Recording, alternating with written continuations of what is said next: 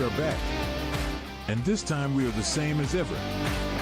Episode 5 of 4 Seasons Football is live, baby. The NFL is finally worthy of time. And now 2 undrafted free agents, Nate and Corey. Oh shit, here we are. Is it episode 5? Did I do that right? Is it episode 5? Somebody tell me it's episode 5, for the love of God. I'm pretty sure it's 5. We're going into week 5 for the UFL, so I think we matched it.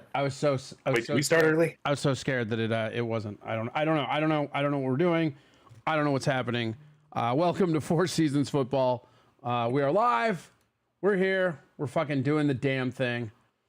And 4 Seasons Football is finally starting to hint at those other 3 seasons. I know, right? It's pretty. Hey, man, I'm just excited that we finally have another season. You know what I mean? It's like, yeah, we've been calling ourselves 4 Seasons Football, but really it's been 1 season. You know, it's just been UFL football. And, you know, look, we're going to start out with the UFL. We're going to keep. Here's what we decided for everybody is that we're going to keep loyal to our UFL stuff.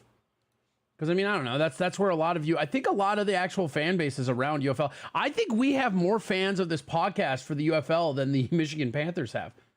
Pretty awesome. If you want to get in touch with us, 4seasonsfootball.life for the website. Otherwise, 4 Seasons Football, wherever you cast pods. Still no word on the iTunes shit, which is ridiculous. And then brand new kind of news. If you're on Reddit, 4 Seasons Football, we have our own subreddit. I haven't really done much with it, but I got kind of sick of all these people like giving us shit for, you know, oh, you can't be memes with an S and all that other shit. War. Yeah, it's like, all right, you know what, bitch, it's fine. We'll just fucking bring over our own podcast thread and fuck you. How about that? You know, you're right. We don't want to hang out with you lame asses anyway, so whatever, you know. So if anybody wants to make some really offensive first couple of posts on our sub, go for it. Yeah, just go balls to the walls. 4 Season Football, pop in. The most offensive. You know what? We'll give out an award for the most offensive. Let's go.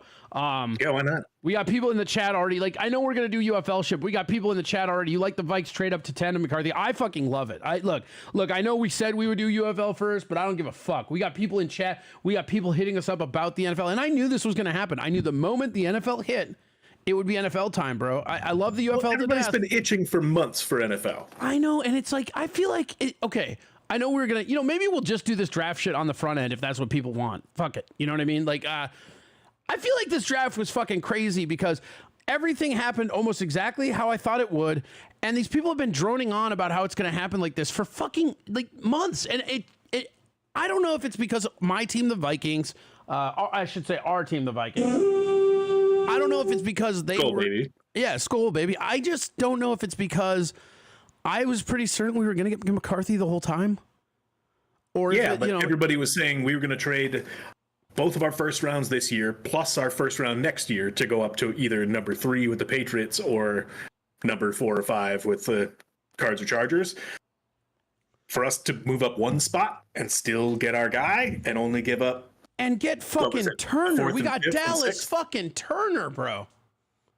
Yeah, getting to trade up again and still not give away I'm a first or second rounder and get the guy we could have taken at 11. I'm calling it audible. We're doing the draft shit right now. I know we said right before we hit live and right before we started recording, I was like, you know what? We got to be loyal to all these UFL guys. We got to make sure we do the UFL stuff because that's kind of our market. You know what? I'm saying this. I love the UFL. I really do.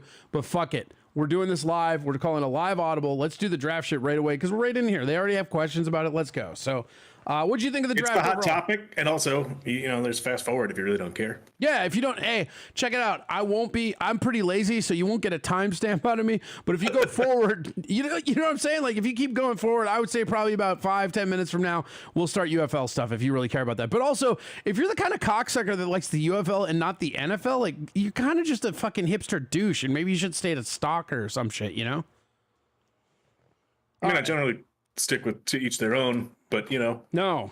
Absolutely not. They conform or they get the fuck out of it. I'm telling you, dude, this Reddit shit really fucking twisted me, dude. I'm done. I'm done conforming. You want all 4 seasons of football or you'll get none, bitch. Shut up. All right. Seriously, thanks for watching and supporting. We really appreciate each and every one of our audiences. Shout out to you. If you'd like to get in touch with us, 4seasonsfootball@gmail.com or 4seasonsfootball.live. You can also hit us up on X at 4sfootball.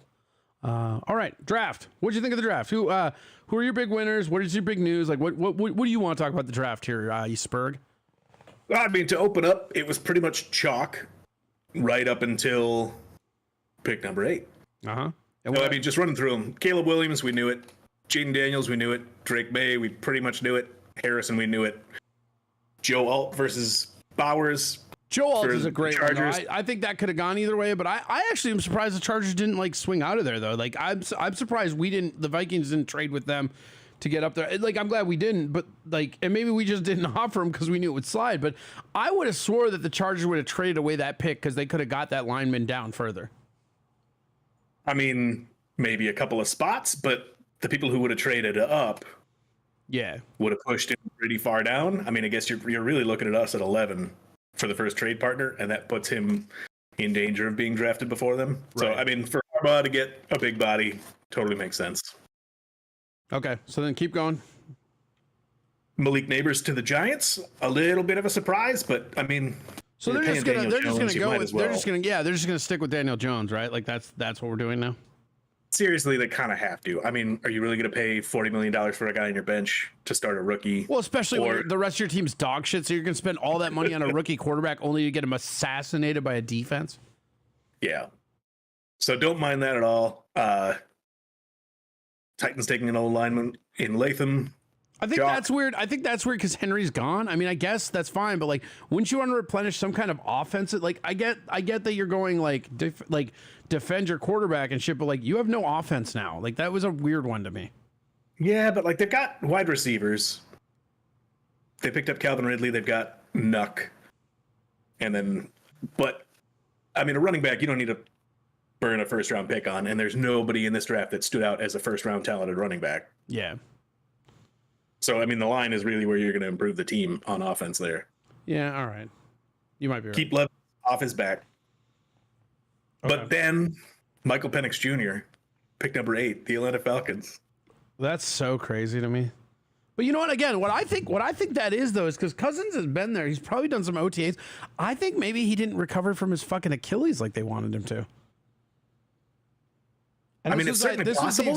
This is the exact reason why the Vikings didn't give him a new contract because he wanted that guaranteed money. And we're like, dude, you're basically a veteran quarterback who just spliced out his Achilles. Like, fuck you. You're not getting guaranteed money. We'll give you incentive. We would have paid him incentives through the WAS, which I mean, I know you and I have different opinions. I was never against us getting him when we did, but I always thought he was hot. Like when we got him, he was the right choice.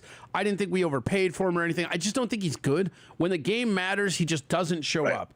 He's real good at padding his stats in garbage time so everybody can say how good he is, but he's just not. He's one of those guys that'll just never fucking win it for you. But what I'm saying is for them to go Penix, that tells me they're seeing something in his practice that like isn't good, or they're planning on dealing him because you got to pay him so much money now if you're Atlanta. Like, is this so? Do you think that they're seeing something, or do you think they're just this fucking incompetent? Because Atlanta has been dog shit management our entire lives. I mean, apparently what they were saying all pre-draft process was we're going to go best talent available. So if we believe that, they just thought that Penix was the best available player in that spot, which is bull. That's insane because he's not. He's the fourth quarterback off the back. And he's not even better than McCarthy. I mean, obviously, I'm glad we got him, but like, you know, with Penix, say whatever you want, but like, how many times do you see an injury-prone quarterback go to the NFL and make it? I can think of Drew Brees. That's about it. Well, and the thing that makes this so awful is he's old. He's 24 years old. You're really going to have him sit for 3 years through Kirk's guaranteed money until he's 27 to just give him a shot at starting? Right, because he'll be 25 at the end of the season. Yeah.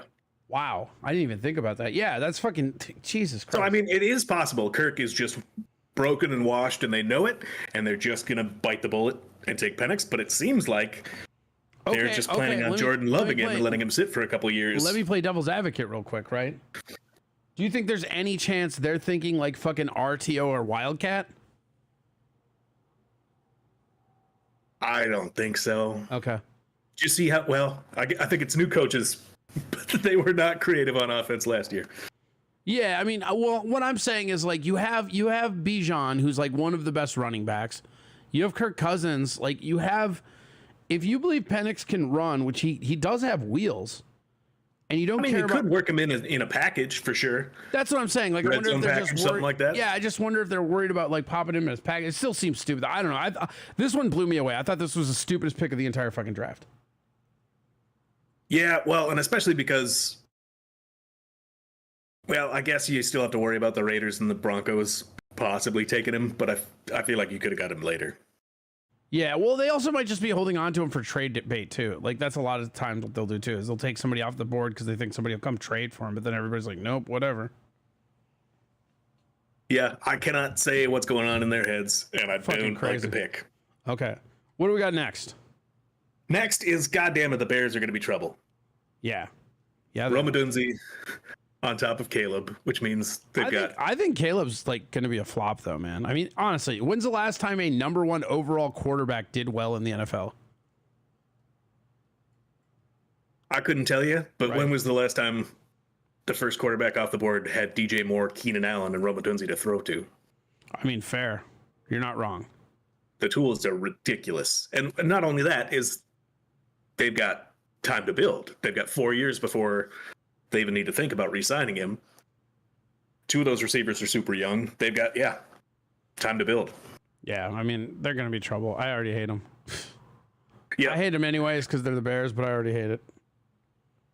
right. Well, and like I've enjoyed watching them ruin new quarterbacks over and over Oh, again. dude, I'm worried Trubisky that this Fields, one- like I just eating popcorn and laughing. All I could do is pray and hope that they'll just ruin them here, you know. But honestly, you know, we got that outside rusher. The Packers and Detroit are super young, and their defense is super mean. So not to root for an injury or anything, but like this guy might not make it out of the conference. No, I mean the division is going to be ugly. I think we still have Ugly, the dude. worst of it. You know what's kind of funny though? Like we'll talk about because like we'll talk about when we get to ours. But one of the things is that cracks me up is like we'll just leave Sam Darnold out there to soak up all the injuries. You know, like let JJ learn and let Darnold take all the lumps. Yep, I'm for it. Yeah, pretty Give him a great. year. Yeah, give This me year a- is not going to go well for us, I don't think. no. Let Fuck him no. sit. Dude, we're gonna be the worst in our division. I feel like, and that sucks. Yeah. I mean, I think us and the Bears are going to be comparably bad, but yeah, it's going to be ugly. All right, what do we got next? Moving on to number 10. Vikings jump up 1 spot with the Jets, losing a 4th, a 5th, and a 6th. Which, like, who But- cares? Right. Preempting the Broncos or the Raiders from moving ahead of them. And we get JJ McCarthy, who it seems like KOC is absolutely in love with. Well, I think that was the guy we were looking at the whole time. I really do. I honestly, like, I thought we should trade up and get Harrison. I told you, which again, I understand Yeah. it's ridiculous, but what I wanted us to trade up and get Harrison because I think, like, KOC's huge on Darnold, and he could have had Addison, Jefferson, and fucking Harrison. It would have been the Suns, you know? But now we get would've been fun to JJ. Now watch. we get JJ to JJ. Get ready to hear that in Paul Allen's voice till you're dead. Yep. At least, well, everything could happen. But yeah, we're going to hear a lot of it. But the big thing is that I think it's interesting that we moved up 1 spot because I don't think the Jets were going to fucking take our thing, but we're more worried about anybody else taking that pick, I'm sure. You know, another team that like could move up or something. But it just Well, yeah, it seemed like immediately a real- behind us are picks 12 and 13 with the Broncos and the Raiders. Right, but it just seemed like a really weird move since the Jets were clearly not going to go for a quarterback. But again, you're doing that to protect. I mean, I get it, but it's fine. Yeah, a little odd, but if they were set on taking their quarterback, Mhm. 4 of them are already gone. Yeah, go ahead and jump the gun and burn some later picks to get the guy you want. Yeah. All right, what do we got? So what do you like that move as a Viking fan though? Yeah, I mean, I'm not huge on JJ. Time will tell, but it sounded like he fits the scheme. I feel like He's he's a better. winner like I feel like he's crazy. a better fit than like. I mean, obviously May and like Caleb would have been cooler, but I think he's a better fix than Penix, and Penix was already gone anyways. Like, I don't know. I just like that JJ felt like the guy we were targeting, and we didn't really give much up to get him. Whereas, like, the way that it was presented originally was that we were going to trade our 2 picks to move up to get him, which I was kind Or of okay those with. 2 plus next year's first. Yeah. Right. And this way, we didn't really give much up to him because a lot of I found this out too, is that we have like fucking a million picks this draft. A lot of the picks we're giving away they're not even our picks. That's fucking awesome. Yeah, I mean, after both of the moves, we're looking a little thin in the middle rounds this year and next year, but I'll take that anytime over the first we could have lost. McCarthy and Turner, which we'll get to. All right, keep going. Well, and just the one last thing I wanted to mention about McCarthy is the one thing looking at his tape that is promising to me after years of Kirk Cousins folding on 3rd and 4th down is even though he wasn't asked to throw the ball all that much, he did really well on those 3rd down clutch situations, moving in the pocket. Yeah. He definitely avoiding seems a to play. sack He and definitely delivering seems a to play ball. better when it matters. Whereas Kirk Cousins is the exact opposite. And you know me, I'm not a big Kirk Cousins guy, but I was never the biggest Kurt hater either. I was just honest about it. Like you and I remember when we first got him, we're like, no, yeah, that's the right move for the team. But and everybody was bitching about the price tag. But it's like, yeah, but after the new collective bargain, that's just what the price is going to be, you dumb fucks. Yeah, The only and thing then I we ever watched cared him about was the run guaranteed. scared The only for thing, 3 years. the only thing I cared about was the guaranteed money and the fact that the guy sucks at prime time and he's not good at night games. And guess what? The Super Bowl's a night game, so you're not going to win a Super Bowl with him. So why the fuck's he here? And yeah, he just folded. He ran scared. I'm hoping McCarthy, with a little bit of more of that innate mobility. Well, I think giving him a year to sit behind Darnold will help a lot too. Yeah. And KOC Learn how used to to be see a quarterback. He might be a quarterback whisperer. It's pretty cool. All right, we got a lot of shit to get to. Let's go. Moving on. Jets take the next O lineman up. Chalk. Yep. The Broncos jump a little bit and take Bo Nix, the 6th quarterback, off the board. I hate that. I think Bo Nix sucks. I think that I get that he's the 6th quarterback, but I think if there's one guy that I think is going to amount to absolutely nothing, it's Nix. Well, why not move back? I don't think the Raiders are taking him. They're Right. You move they're up. not in any way as desperate. Right. And yeah, Nix is a 2nd-round guy. Easily. All right, keep going. Raiders take Brock Bowers, the crazy good tight end. That's good. They need that to replace Waller. Well, and they drafted Myers last year, but Bowers is crazy good. He could have gone at number 5 to the you Chargers. can have 2 good tight ends. It's no big deal. Yeah. Saints take Fuaga, tackle, Chalk. The first defensive player comes off at 15 to the Colts, Leatu Leatu. Chalk-ish. Except, yeah, I mean, he probably wasn't on most of the mock drafts. He wasn't making it this far. Yeah. But one of those top 2 edge rushers. Yeah, totally him makes or sense. Turner were going to be the first ones off the board, I felt like. Yeah. Turner was the one I thought was best, so whatever. All right, keep going. Seahawks take Byron Murphy, top interior defenseman in the draft. Not bad. Then we trade back up again, giving away our 3rd and 5th for next year to take Dallas Turner. Which, yeah, top 2 edge rusher. I love the move. We didn't give up a whole lot. So crazy. I mean, again, I can't believe that we got these 2 with giving away very little. Yeah, pretty thrilled to get both of those guys, well, for the price. Yeah. All right. Moving on, Amarius Mims to Cincinnati. They get another offensive lineman to secure. Yep. Keep Joe Burrow uninjured Gotta for a make sure year, Joe maybe. Burrow doesn't die. Again. Yeah. Rams take Jared Verse, that next edge rusher off the board. I think that's a great pick for them.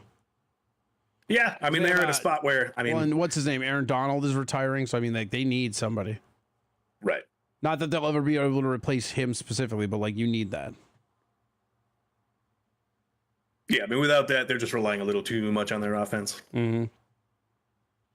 Next up, Faltanu goes to Pittsburgh. First solidly interior lineman off the board. Miami picks up Chop Robinson, another edge rusher, which they lost some serious depth on defense this offseason. Yeah, for sure. Hate this one. Quinyon Mitchell, who's one of the top 2 corners on the board, drops all the way to 22 for the Eagles. Dude, the Eagles Where are they fucking really need stupid. him Man. more You than know what anybody else. you know what the fucking Eagles are? They're like a kid at at a store, and he knows he should buy meals, but he just keeps buying candy. It's crazy. They keep stacking shit they don't need, and they're just ignoring shit. I just don't even understand what they're doing. I mean, they needed corners. They're the biggest weakness for the last couple of years is the ability to stop the pass. Right, but they could have done that instead of got what's his name at running back. I mean, this is what I'm saying. This entire thing, they stacked True. it up to where now they have to rely on a corner coming in as a rookie, where they could have just got one of the veterans if that's what they wanted to do, and stacked it in addition to a rookie. But now you're going to put a kid out there with talent out on an island because you had to have fucking, what is it, Jacobs or whoever the fuck they've got? Was it Barkley? It was Saquon Barkley, right? Yeah. And he's not gonna take it from me, a guy who's lost many a fantasy season with that guy on my team. He's not gonna stay healthy for a season, guys. So yeah, questionable putting themselves in the situation where they need him aside, he should not have fallen to 22, and they're lucky as hell to get him. Sure. Next up, with the 23 pick that we started with, Jacksonville takes Brian Thomas Jr., wide receiver. I think that's good. Give the Prince who's promised more weapons. Yeah, I mean, he was crazy good. I think there were injury concerns, which is why he dropped as far as he did, but another weapon to replace Calvin Ridley there. The Lions trade up and jump ahead of the Packers to take the second cornerback off the board in Terrion Arnold.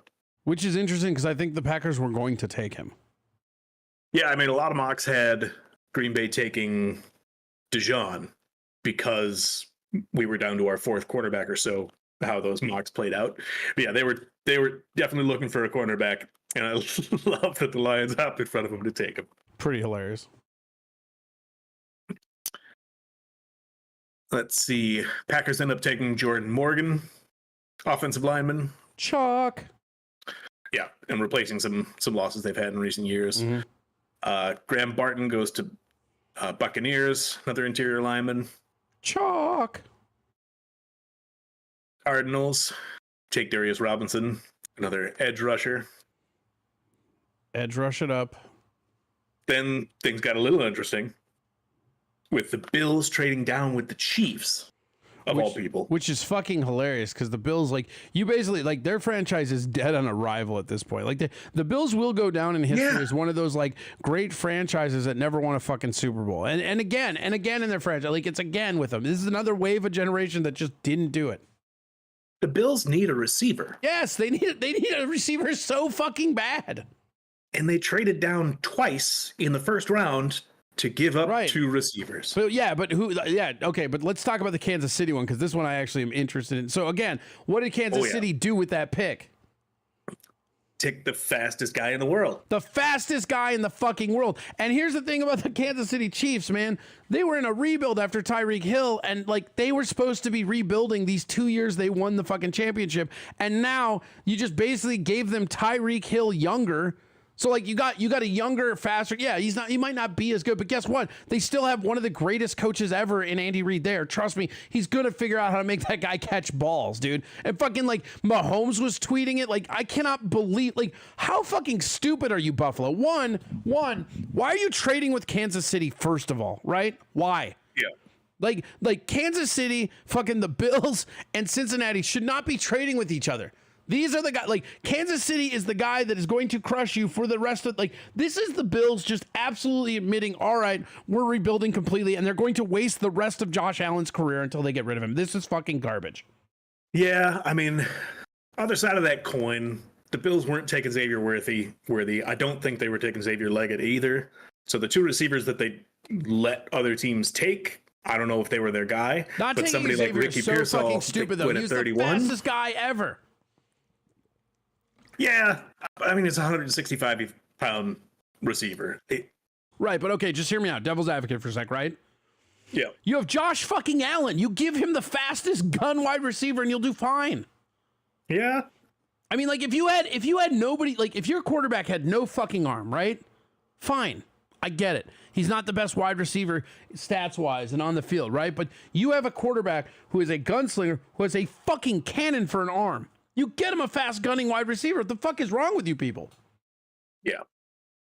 And I mean, I can't help but think first pick in the second round where they are next, they're going to take one of the remaining receivers.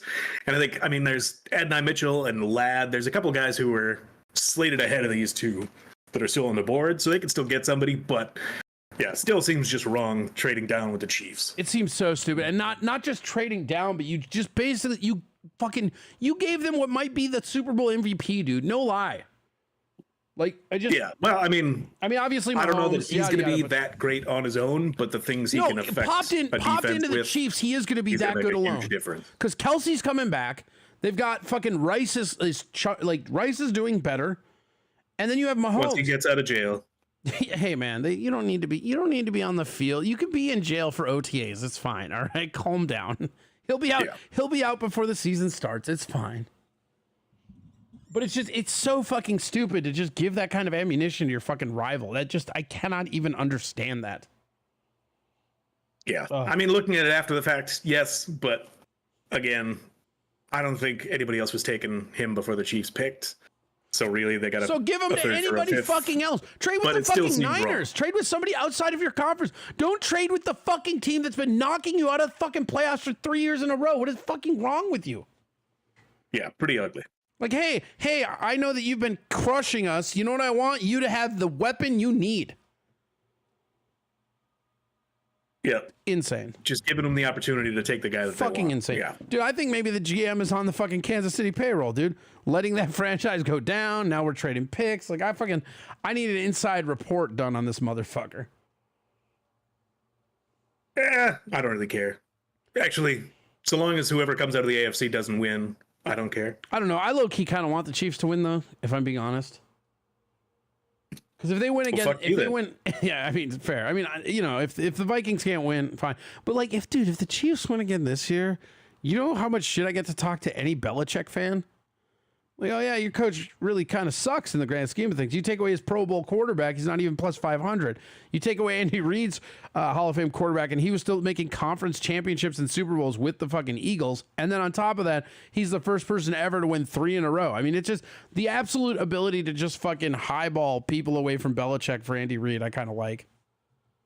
Right, but like you're doubling the number of assholes out there by giving the Chiefs a dynasty as well. Look, man, those assholes were always going to double date. There's nothing we can do about that.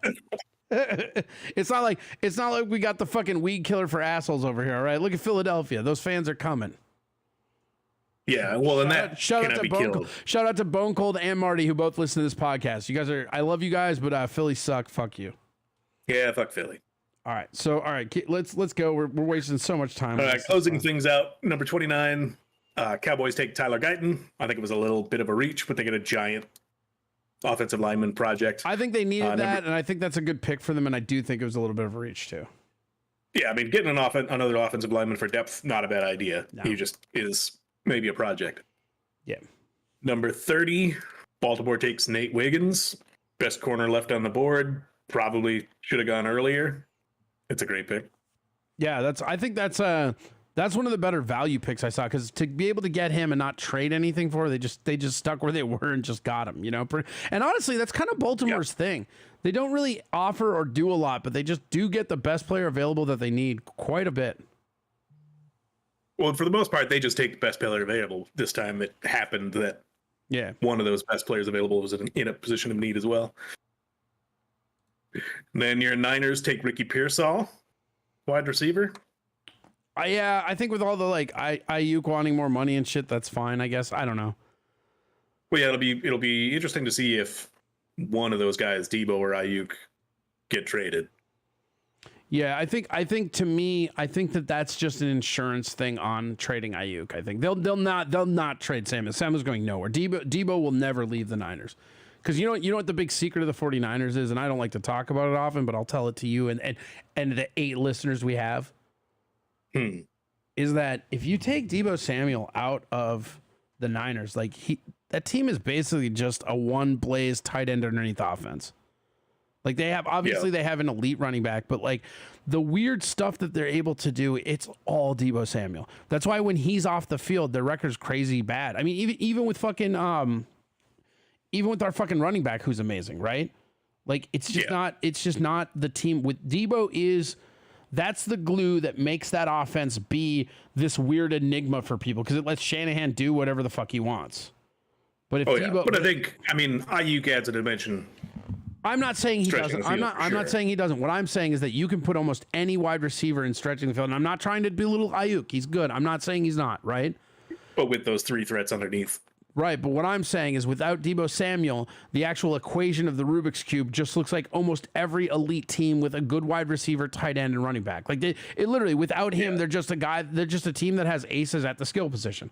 But with him in there, they can do all these weird fucking like fucking gadget plays and like fucking you don't know where the ball's going ever. He is such the glue of what runs. That's why Christian was such a fucking weird addition as far as like them letting it go to the Niners. That should have never happened, you know, because you have one of the best running wide receivers and one of the best receiving running backs. You know, they do whatever the fuck they want.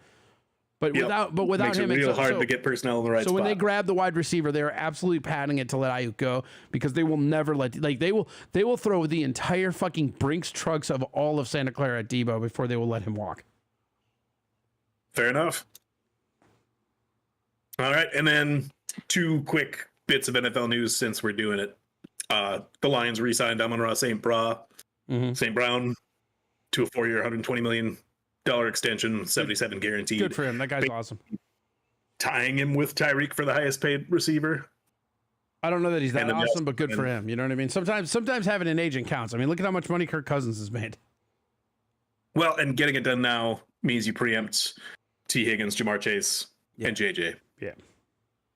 And then they also re-signed Penei Sewell and make him the highest paid offensive lineman in the league.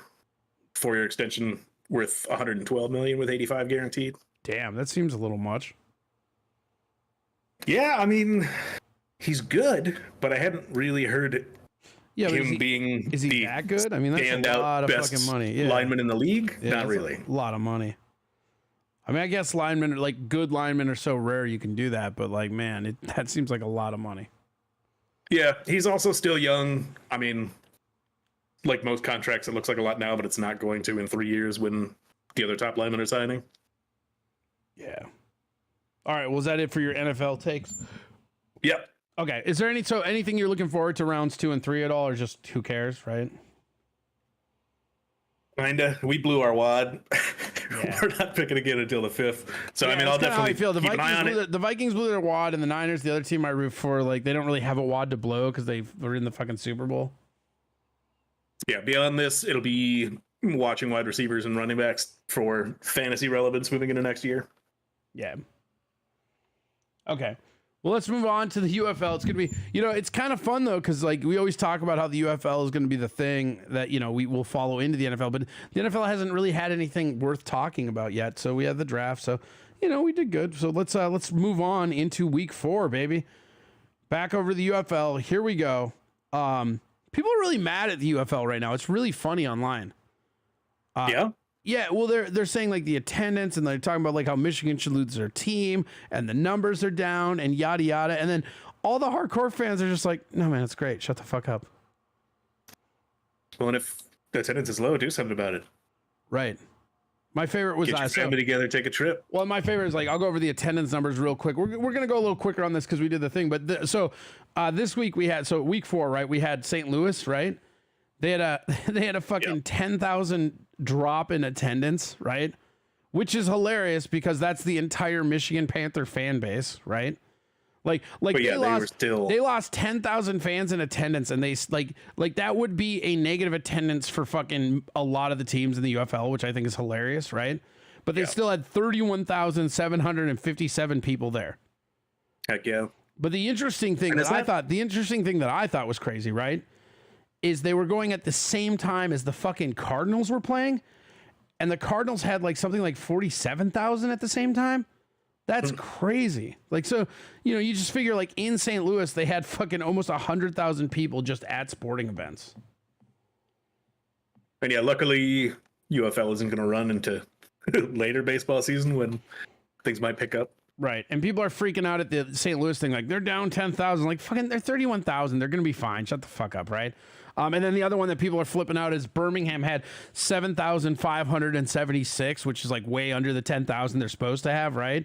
Which is like, but it's a fucking lightning storm. It was like fucking, it was raining, and like people knew that. Like, of course you're not going to hit that. And that's still pretty good for having a fucking game in a lightning storm, Heck yeah. Like, if you look at the equivalent, if you're thinking about going to a minor league baseball game, you're going to look at the weather ahead of time. It's not because, I mean, obviously some of the fans are diehard Stallion fans and just want to go for the team.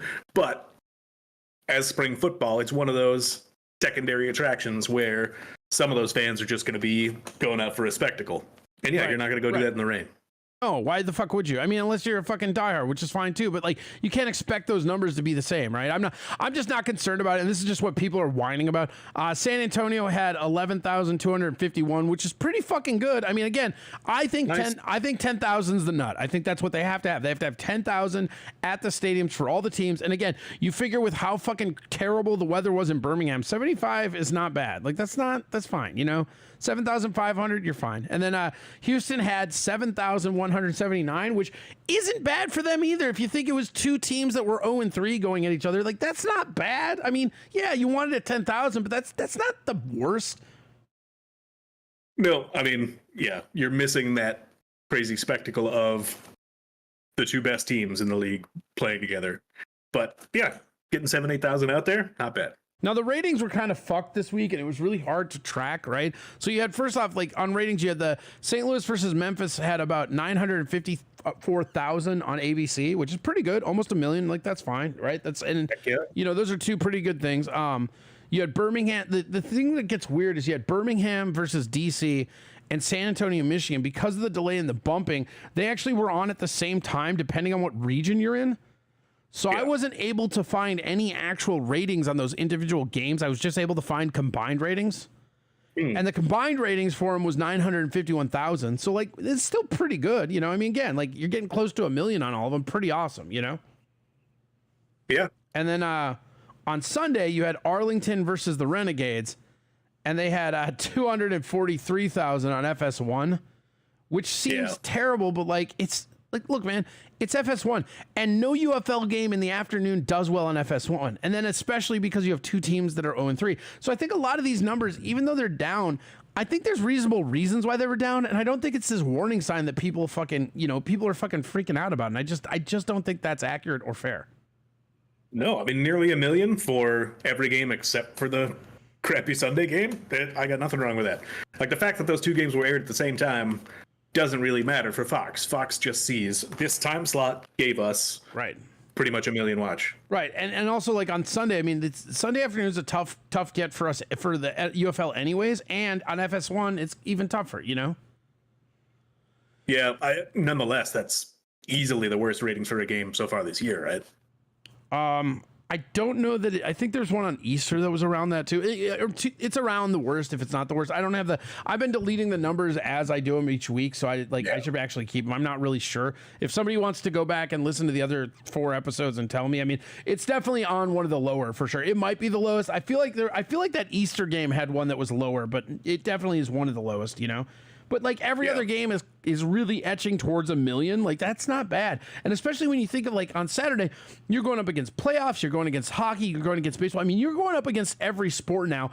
And the fan base is holding pat right around a million. And especially when you're looking at Birmingham and St. Louis, which are the big fan bases. And San Antonio actually has got a pretty good fan base too. Where the fan bases are, you're etching right around a million. That's not a big deal, you know? Nope, that should be plenty to keep the Vibismo and Sky Rizzy, Camzyos ads rolling in. My God, I can't take too many more of these medication advertisements, especially Vibismo, because it's an injection in the eye, and they mention that on every single ad, which is just kind of off-putting. So you're just you don't want to get eye injections? You don't want to get high on eye, bro? You don't want to get eye? I hope I don't get to a point in my life where I need injections in my eye. You know what's so funny? You know what's so funny though? Think about this, right? None of us batted an eye when it was dick pills. You know what I mean? But now that it's like eye injection, we're like, whoa, wait, what? Like nobody. Yeah, I mean they evoke a little bit different picture, don't they? No, one invokes my dick doesn't work. Like the other one's like I have to go through a painful eye thing. I mean, I don't know. It just they're very similar. I wouldn't want to be in a situation to need either, but I'd be much happier taking a pill than getting an injection in the eye. All right. Well, let's jump into the games because again, we did the NFL stuff, so we're going to be a little bit more hurdled. Is there anything else you want to say about the ratings and anything? I don't think it matters. No, I think most of the games getting around a million should be just fine. I know, and I think I'm not worried about the league folding anytime. Yeah, I think the people worrying about it are fucking like they should. I think legit they should be worried about the Michigan Panthers because of just how empty the fucking stadium looks for them. But I think everything else is fine. Yeah, they might get sold to a Texas high school. All right, well, let's go into the games here and let's start out with San Antonio and Michigan. So I was expecting the Brahmas to do way worse with their fucking backup quarterback, but fucking they didn't. They did very well. They looked really good. They didn't miss a fucking beat. They looked like they were firing on all cylinders. And it was kind of cool to see Eric Kirkland, who was the fucking QB for LSU, used to like play with Jamar Chase and our own Jefferson, and now he's a wide receiver. That was pretty fun to watch. Yeah, I mean, the Brahmas scored on that open drive and never looked back. Dormady looks like he's just fine. They didn't slow down on the crazy trick plays. They had a fake reverse in the red zone that didn't work, and then they scored their first extra point on a reverse. Yeah, and then they absolutely demolished fucking Perry. Holy fuck. Yeah, the defense was swarming, and Perry was running. I mean, Perry, like, he left the game. I mean, it was fucking like and then also kind of just like a shout out to our stoners. We had a 420 on 420, huh? Fuck yeah. It's 4 and 20 on 4. I don't know. It made me laugh. Get fucked. I missed it. Jake Bate cannot miss a fucking field goal. I'm convinced. Like, you can put this guy for an 80-yard field goal and he'll nail it. Like, not only does this guy not miss, every kick he hits is just dead in the uprights. Just dead. Yeah, just not even thinking about it. Not even thinking about it. Unfortunately, Perry, when he got hurt on that scramble, he's on IR, which I think is essentially done for the year. I think it's 5 weeks for the UFL that he has to leave after being placed on the IR. Oh, really? That's kind of weird. And then Love It on San Antonio was pretty good. I mean, I was really impressed with the Brahmas, man. I think that's like, we'll get into the picks. I think that's the one I missed. And like in my picks this week, and I honestly just thought that they would look worse with the new quarterback in there, and they fucking didn't. Yeah, they looked great. Dormady played well. They didn't give up all of the extensive crazy offense they've been doing, and then the defense just looked nuts. Dude, the defense looked better than it's looked all year. I mean, I wonder how much of that is that I think Michigan is real weak, but it's fucking, I mean, it was impressive. And then so Wes Hills had a fun big gain on the fake punt. Sims got another long touchdown, which he seems to do at least once a week. Every fucking game, yep. And Nakwa with another interception, this one in the end zone. Yep. But I don't think it's looking too great for the future of the Panthers with Etling. I mean, he did all right. He was staying moving, avoiding the sacks a little bit, but time will tell, I guess. Yeah. All right, so next, anything else for that game? Nope. All right, next we're going to go to St. Louis versus Showboats. This was one of my favorite games of the week. Like, obviously, everybody knows I'm a big St. Louis fan. Cause law, caca, but my favorite thing here was fucking Peasy was back. And so you don't know Peasy because you didn't watch the XFL last year. So Peasy is one of my favorite players. He used to play for the Sea Dragons, right? Yep. And this guy is like I mean, first off, like you saw Pearson's, right? He goes by Peasy. I don't know if you know that or not, but so he's awesome, and it was so fun for me to see this kid again because he was one of my favorite guys last year because he would just do all these things with Ben DiNucci and then just fucking like yell out and call out Tyreek Hill all the time. It was like my favorite thing that ever fucking happened because he'd just make a play and he's like, where you at, Tyreek Hill? I'll fucking blah, blah, blah, blah you. And, and then again, he'd just be going at Ben DiNucci.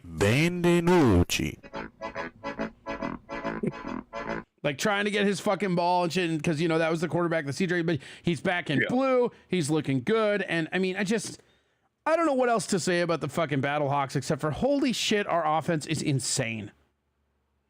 Yeah, well, and like they force-fed Pearson early. Yeah. He ended up 10 of 10 for 70 yards and a touchdown on the game. Right, and then when they started double covering him, ridiculous weapons. Well, and when they started double covering Peasy, they just rolled it over Sailors like it was no big deal. Yeah. And the speed, and that fucking Sailors had that catch. Dude, the speed and reach on that kid is insane. Yeah, I mean, he hasn't done much this year, but they've been spreading the ball out. But he had, along with that 57-yard run in the fourth, ended up with 103 on the ground, which is over 100 in the UFL is a great day for any running back. Yeah. No, it's fucking great. I don't know. It was, and I got to say the Showboats, they looked a little better than I give them credit for. Obviously, I mean, they lost that game, but I don't know. They look better to me than some of the other teams that are above them in the standings. And I just think they just got murked. Like, I just think they showed up and got straight murked by a fucking bunch of Battlehawks. Well, I mean, it was tight at the half, 17-20. Yeah. And then the difference was the Battlehawks defense. they just kept stopping on those third downs. The Showboats ended up with 127 total yards. Total? Damn. Compared to the Battlehawks 355. Right. Well, and that's the thing about the Battlehawks, man, is like the defense is getting better and the offense is real good. So you have to throw up a shitload of points, but then you also have to fucking keep up with their defense. And their defense is like not to be fucked with either. I mean, it's pretty, I don't know, man. It's pretty good. Yeah, I mean, the only game they've struggled in was first week of the season, and that was West Hills going crazy on the ground. So if they can get a lead, their defense can play like crazy going after the quarterback. Right. All right. Anything else to add to this one? Nope, just Kaká. Yeah, dude, Kaká. And again, shout out to PZ, who's an instant impact. And again, I'll never forget when you had fucking Ben DiNucci. And you were out there calling out Tyreek Hill when you were on the Sea Dragons. It's one of my favorite things that ever happened in the XFL, and I'm very, very proud of you. All right, so next up we have Birmingham versus DC. Yep. This was a weird game because, again, it was delayed for Lightning, right? Yeah, and I mean, the final score makes it look a lot closer than it felt like. Well, I feel like that rain delay really helped Birmingham because it felt like it was going to be a close game, and then they pulled ahead, and obviously DC pulled back. But, you know, I got to say, the play of the game, like, there's a couple things that I saw. It was that fucking, there's that one Rogers kid who was, like, spinning like he was in a fucking Madden game. Like, he looked like people were just slamming the B button on his fucking roll after the lightning delay. It was unreal. And then it was... good. I was just going to say, the Defenders' defense played well. That was the only touchdown they gave up. They stopped Birmingham for field goals the entire rest of the game. And then the biggest question for me is, who the fuck is Birmingham's QB2 at this point? Like, what the fuck? These guys have two of the best quarterbacks in the league on the same chart, and they're playing them both. It reminds me of that old fucking bullshit running gun shit that fucking Spurrier used to do. Yeah, and I mean, honestly, the Stallions shouldn't have been in this game. They fumbled in the red zone on their first two drives. Like, without those two, this isn't a game. But despite fucking up that badly early, and like, that points to the downside of swapping your quarterbacks out. They weren't like forced fumbles. They just dropped the handoff twice in the red zone in the first quarter. Well, and seriously, the Stallions, like, yeah, we know they're horses because they horseshoe up their ass. This is twice. They did the same thing to us week one. It's just they just pull out these games that, like, I'm not saying they can't win, but like maybe they shouldn't have. But I also want to say this too. Shout out to the like fucking dude that kicked the game winner in front of like what 30 topless fans that stayed in the rain. That was fucking awesome. When he kicked that field goal, there's nobody in the stadium, but there's a pyramid of drunk fucking Alabama people. And it's awesome. Like, that's what football is. You know what I mean? They're out in the rain. They're partying. That was my favorite moment all fucking week, was watching these fucking hicks out there drinking topless, fucking crushing beer cans on each other. And then as this dude nails the game winner and they pan out, you can see it's like a triangle of topless dudes of like 30 people going nuts. I love that to me is what like spring football is about. That's what like, you know what I mean? Because it's not we all know it's not the NFL, guys. We know that. But it's fun. And those are the people that like, oh, it's a rain delay? Yeah, we'll stay and drink. We're in Alabama. Fuck you. We've got an extra hour and a half to drink. Why not? Right. Like, oh, shit, we got an extra hour and a half to drink. Yeah, we're here. You know, and you just gotta, I don't know, man. I just love that shit. That, like, I love the game and everything. You know what I mean? I watched, like, Harmon or whatever his name, carrying the Defenders was great. But, man, watching that dude... And that was the other thing, too, coming back on that lightning delay, that fucking punt that went over that dude's head. I feel bad for that because that's like a momentum thing. That doesn't happen. Who the fuck knows how that game plays out? But no lie, watching the game winner sail by, 30 people topless cheering like fucking Buffalo Bill fans was like my favorite. It was so great. Definitely. And yeah, I mean, the difference of the game ended up being out of the rain delay, getting that safety. Yeah. Which well, I mean, that safety, that punt that went over that dude's head. That's the whole game. Yeah. But the other thing I did want to mention is that the Stallions defense, who's been crushing people for 2 weeks in a row, just could not get their hands on Te'amu. And I think Te'amu really is the one and only difference for this Defenders team offense. He's real good. That's another team that's kind of better than the record, in my opinion. The Defenders, they're a little bit better than the record, you know, like maybe they're not because the people above them are probably supposed to be above them, but I just feel like it's weird because, you know, there's only 8 teams in the league, you know? But I feel like if this were a league of like 16 teams, the bottom 2 would still be the dog shit teams, but a lot of your middle guys would be way like up higher than they are right now. It's just kind of a like victim of the fact there's only 8 teams, you know? Yeah. Well, with the Defenders, it seems like they play to their competition, Yes. either playing down to the terrible teams or playing up to a team like the Stallions. Yes, it sure the fuck does. I would agree with that 100%. All right. So then we go on to the Renegades and the Rough. Oh, do you have anything else you want to add to that game? No. Okay, moving on to the Renegades Roughnecks. This was actually, I think, the best overall game of the day. Like, it was weirdly boring but fun at the same time. And I think, like, mainly I was just laughing because, like, the moment it started going off, I'm like, God damn it, the Roughnecks are going to win this. You know what I mean? Like, I was just laughing. Yeah. Because I mean, we left them for dead. We buried the fuck out of them. And then, of course, they're gonna win when we did that. Of course. the Renegades straight up out shit the bed. Yeah, the Renegades, exactly. the Roughnecks. It's like the Renegade, or it's like the Roughnecks shit the bed, and then the Renegades are like, hold my beer, and then shit the bed on top of their shitting the bed. Yeah. I mean, the Renegades did nothing right, period. Nothing. Whereas the Roughnecks defense played pretty well. Yeah. It was ugly. It was fun. It was kind of dog shit. But I just love the fact that the Renegades lost.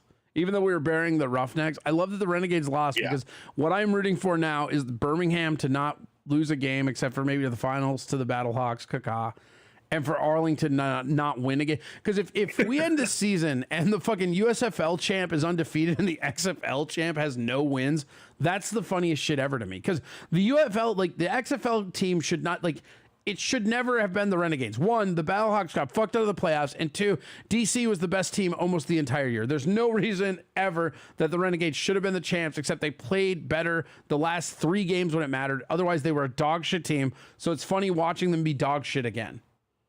Yeah, it's pretty satisfying. Pretty great. All right, do you have anything? Yeah, I mean, Renegades had great field position all game. Manigo was making great returns. They couldn't do anything with it, including some awful critical mistakes. They had a false start on a 4th and 3 late in the third, which forced a punt. And then later on, they got a crackback penalty on a 4th and 2 that they had converted, which forced another punt with only 8 minutes left in the 4th. Like they, shot themselves in the foot every opportunity they had. It's kind of awesome. I don't know. It cracks me up to no end. Well, what are we going to do, you know? Yeah. And then the return of Mark Thompson for the Roughnecks made a difference. Like, I think he only ended up with 39 total yards, but there were at least 3 different times where he ran into a wall of defenders. It did kind of make a difference. Popped out, bounced it outside, and actually made positive yardage, including on a 4th and 1 in the start of the second. Well, and Perez is still top of the fucking passing list right now, which is crazy. Because the Renegades don't and I win, mean, but he's the only pick he's thrown. thrown is that ugly one where the receiver fell down in this game. Right, that's the first pick he threw, and but his average is he's averaging like 220 yards per game, which for the XFL is actually pretty, or UFL is actually pretty good. Yep, he's on top at like 880 yards ahead of 830 by like McCarron's averaging 209 and Perez is averaging 220. But it's like it's just crazy because it's like one is in competition to be the best and one is just absolute dog shit, you know? Yeah, I mean, he hasn't played terribly, but the team is pretty awful. Pretty awful. All right. So is that anything else you want to say about these guys? No. I feel like we've spent enough time on this pile of shit for them. All right. Let's move into picks then, or what? Let's see what we got here. We did that. Yep. Yep. You want to do picks or power rankings, or let's do picks and then power rankings? How you want to do it? Picks, since we just went over the games. All right, let's go. Oh, actually, you're right. Let's go power rankings before picks, because that leads into next week's picks. There you go. All right, so power rankings. Do you have our power rankings from last week? I do. Okay, what were our power rankings from last week? Stallions, Battlehawks, Panthers, Brahmas, Showboats and Defenders swapped either direction. Then Renegades, Roughnecks, or you had Renegades and Roughnecks both at 7. Yeah, 8. I had them both at 8. There was no 7. Yeah. I think I'm gonna keep that. So mine this year actually this week actually kind of changes a little bit because I think the picture of the teams is actually coming in a little bit clearer. Like most of my picks are now just kind of what their records are. Like I have Stallions at 1, but I also, if I'm honest, I kind of feel like the Battlehawks might be 1. Like, you know what I mean? Like, if we're going by standings and the lucky, like the Stallions beat the Battlehawks, and I don't want to be an absolute homer, but my heart tells me that the Battlehawks are a better team than the Stallions, even though they beat us. So out of respect, I'll put them at 1. I'll put Battlehawks at 2. I got the Brahmas at 3.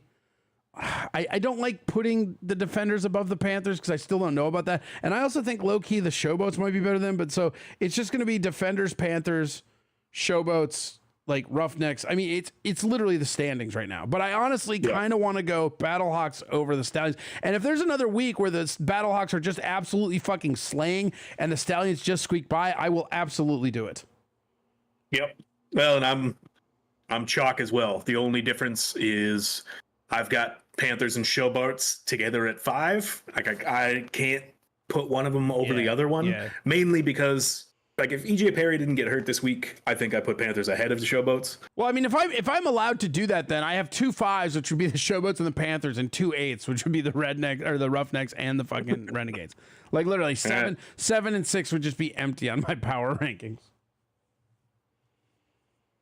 Okay, let's go into. You want to go into picks for next week, or let's go picks. So picks from last week. I went over. Awesome. Rough. And you went 3-1. So overall for the season, I'm 5-11, and you're at 9-7. So I've dug myself a nice big hole. Not bad. I mean, I'm a little bit above 5. I'm not playing you. I'm playing myself. You know, so it's like I don't care about that. Like, yeah. I just want. And I mean, it came down to the spread picks. Yeah. I thought the 7 were enough for the Showboats. I thought 9 was not enough for the Stallions. And then the Roughnecks and Renegades. Yeah, that's a toss-up. I think I literally just thought it was home field. I think we were both like, whatever. All right. Well, here we go. We've got the you got the stuff for this week. You got all the lines. Yep. So week 5. Just to mention for the 2 games at the same time, Stallions, Roughnecks, and Brahmas, Renegades. It looks like that split is going to be 89% get the Stallions, Roughnecks game, and 11% of the markets get the Brahmas, Renegades. Oh, that's weird. Yeah, it was like a couple of towns in Texas, San Francisco, Sacramento, maybe one other market are getting the Brahmas, Renegades, and everybody else gets Stallions, Roughnecks. That's weird. I mean, it's because the Stallions are the best team in the league and they want to put that forward. But, like, I don't know. Brahmas are fun to watch. Yeah. Brahmas are probably, like, obviously I love the Battlehawks, but, like, Brahmas are probably my second favorite team to watch. And they honestly kind of are my second. I don't know if I get 2 teams in a fucking 8-team league, but, I mean, San Antonio is the place that I've seen games at. You know what I mean? Like, I like the Brahmas. They're fine. They're fun to watch. Yeah, at the very least, they've been the most fun to watch. They're fun to watch, man. All right. So let's go into the pickers. Here we go. Brahmas at Renegades. Renegades are getting 2.5 points. Brahmas all day. Yeah. Brahmas minus 2.5 for myself as well. All right. Next up, Stallions at Roughnecks. And this is Roughnecks plus 7.5. Oh, man. Yeah, I'm taking Roughnecks plus 7.5. Yeah, God, I'm not because I think they have any chance at winning the game, but there's a good chance they score late and keep it to 7 points. I'm just gonna trust the Stallions' offense to just be. Yeah, they could also just get crushed. Yeah, I think the Stallions might just crush them. God, it's a lot of points. I'm gonna go Stallions on this. A lot of points. You know what? Actually, I'm gonna go Stallions just to give you a chance to catch up. Thanks, except I have a feeling it's gonna go the other direction. Nonetheless. Next up, Battlehawks at Defenders, and it's Defenders plus 3. Got to go Battlehawks on that, but I don't like that. Like 3 points home field advantage. So you're saying it's a flush game, but I think the Battlehawks, especially now that we got Peasy and stuff, just too many weapons. I think they beat the Defenders pretty handily. I think like we're looking at like 8 or 9 points. So I'll go Battlehawks. Yeah, I thought the same thing. Like if it's 3 points home advantage plus the 3 points that they're given, that's still less than a touchdown. I can absolutely see that Battlehawks winning by a touchdown. I think 6 is the number there. Like if they give Defenders 6, I go Defenders, but I think 3 is just home field. And so you're looking at a flush bet, and if it's a flush bet, I'll always go Battlehawks over DC. But 6 to 5, that maybe lead me over to the Defenders, but at 3, you got to go Battlehawks. Yep, I'm going Hogs. And then last up, Panthers at Showboats, and Showboats are minus 1.5. Oh, that's disrespectful. Showboats, baby. I did the same. Showboats -1.5. All right. Yeah, I mean, I just think like the Panthers are okay. I mean, it's tough to go against the Panthers because they can just have somebody fucking kick a field goal from a million yards out. Yeah, and I mean, the Panthers defense has been all right. I really put these two teams pretty much dead on top Yeah, of they're each dead. other. I mean, they're the exact same fucking team. They're dead together. But with the Panthers' first week with Etling starting after losing EJ Perry, who was their top rusher, yeah, I'm gonna give it to the Showboats until I see otherwise. Yeah, I don't mind. I don't mind that pick at all. Let me check our mailbox real quick. No mail this week, so nobody loves us. It's very sad. You can get in touch with us by fourseasonsfootball@gmail.com. Or don't. I mean, I don't fucking look. I don't even give a shit if they mail us. Like if they get some, like that's fine. I'll take their mail if they mail in, but I don't care. Yeah, even if you just want to talk shit, feel free. Yeah, feel free. It's open. I can assure you that Nate is not as soft as he sounds. I can assure you that. Are there games? What are you looking for this week though? Like what are you looking forward to the most this week? So I mean, I think that Panther Showboat game should be interesting to see. I think that's going to be the game of the week. I really do. I think those two are very evenly matched, and I think that's going to be a great game. The other one is, will the DC Defenders continue to improve, and will they play up to their competition and keep things close with the Battlehawks? Yeah. Well, and then also with the Stallions, like, are they going to let the Roughnecks play up to them, or are they going to absolutely fucking crush them? Yeah. Well, and I mean, the Roughnecks' rush defense has remained strong. Everything else has been no lie. Like, how many points do you think the Brahma are going to beat the Renegades by? It's going to be a lot, dude. I really think that's going to be a fucking massacre, dude. Which is awkward because it's at Choctaw Stadium. Shout out to that Native American tribe that barely exists anymore. Yeah, but Renegades defense hasn't stopped anything, and their offense looked seriously fallible last week. And the Brahmas missed nothing. They missed no steps with their new quarterback. It was crazy. Yep, Dormady stepped in and played well. No issues. Not the fumbling problems that we saw the Stallions have with their quarterback swap. Unreal. All right, well, dude, we're at an hour right now. We fit it all in perfectly. Is there anything else you have? Anything else you have? Fantasy real quick? Oh yeah, damn it. Go ahead. No worries. All right, so for my own performance this week, not great, but better than the awful performance last week. I ended up 737 out of 1,585. For my recommendations, Ricky Person Jr. had a pretty good game, ending up with 9.9 points on his $6,600 price tag. And Marcus Sims, who just catches one long touchdown every game, continues to perform. He put up 16.3 points on $5,600 price tag. For this next week, recommendations, running backs are pretty rough. Like, most of the main running backs are just expensive as all hell. Yeah, the good ones are really expensive. I was looking through the DraftKings thing a little bit, and all the good running backs, all the ones I've heard of, are trash expensive. Yeah. So, I mean, the decent plays, Darius Victor, who's been getting the ball like crazy for the Brahmas, is only 7,400, and they're probably going to be running up the score on the Renegades. Ricky Person Jr. for 7,100. They've forced the ball to him. He gets a number of carries and a number of targets every game. He keeps scoring the ball. Yeah. And then the one, Lovett, who you had mentioned, Anthony McFarland is supposed to be out again. Oh, dude, and he's a great pick. Oh, and I'm swapping my teams around. He's for the Brahmas and will be getting all of the touches. All the touches. He'll be getting. And he'll be getting more touches than Jared Fogle. At 6,700. All right. Sorry about that. And then for the receivers, Ja'Cory Pearson, obviously they forced the ball to him. He got 10 targets and 10 receptions. That's only going to be more. That's only going to be more, man. Right. They're obviously going to be using him. He's a little more expensive than 8,200. Is like when McCarron likes a guy, he forces it. That's actually one of the things I hate about him. Like when he likes a guy, he forces it. Well, I will happily take advantage this week. Then the other guys, Kelvin Harmon, who had a great game this week, is pretty cheap down at 6,300.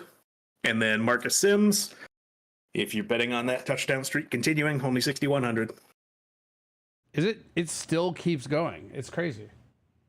Yeah, he's just good for a 40-yard touchdown every week. God. He might not get a whole lot else, but yeah, take it. Reminds me of like some of the fantasy players in NFL where it's like, you know, like fucking like Jerome Bettis back in the day. Like, he's only going to get you 8 yards, but he'll get you 2 touchdowns. You're fine. Yep. Coin flip. Does he score or does he not? Yeah. Either way, it don't matter. Well, are you excited? Like, are you enjoying the fantasy aspect of it? Or like, do you feel like you're getting better at it? To an extent, but I mean, it seems like there's fewer of those absolute workhorse guy who's always going to get all of the targets or all of the rushes. I mean, Jontre Kirkland has kind of been that. Beyond that, it's kind of changing every week. The other problem is, like, I was trying to verify whether Anthony McFarland was going to be out this week. I don't know if you touched on this either, though. I don't know what he goes for, but I bet Hills has a monster game this week too. Yeah, I mean, they should be leaning on him a lot more with Perry out. Yeah, I would think with Perry out, they'll lean on him, and I think like because he's going showboats, right? And I think they're so evenly matched that I think you're going to see him actually do pretty well. Like I don't know what he goes for budget wise, but I would look for him to be and mark that down because if he has a shit game, you can like really let me have it because like that's fine. But I just like that Wes Hill. I really like that Wes Hill. Yeah, I mean he's great. I think he's still top 3 price wise, despite having a couple of down weeks.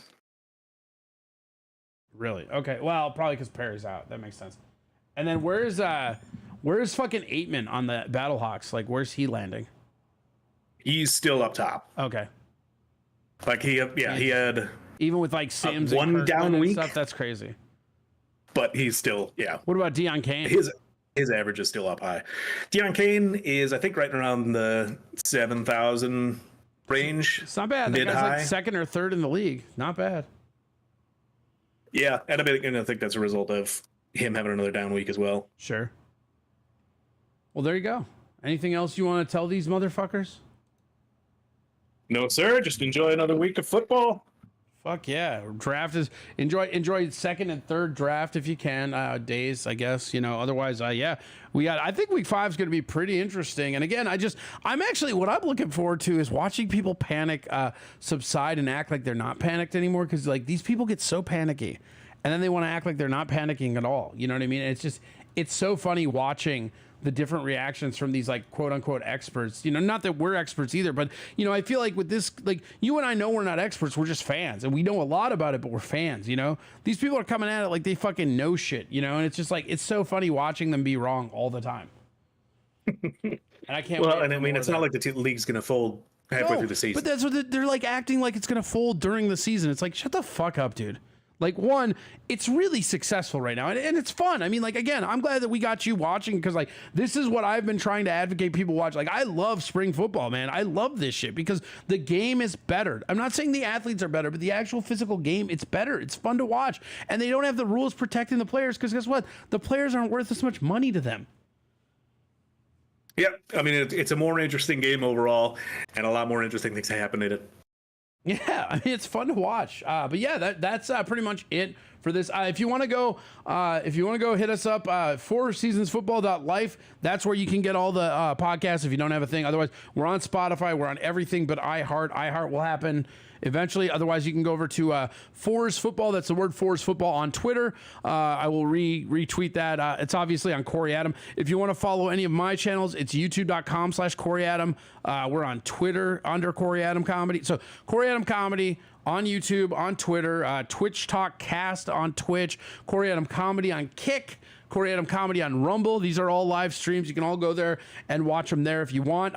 We actually are getting pretty good combined user. We're getting up to around 1,000 a week between everything. Like a lot of people on Spotify, which is cool. And I think that's because like nobody's covering the UFL. I just think like that's helpful, you know, but it's pretty awesome. And thank all of you guys for supporting.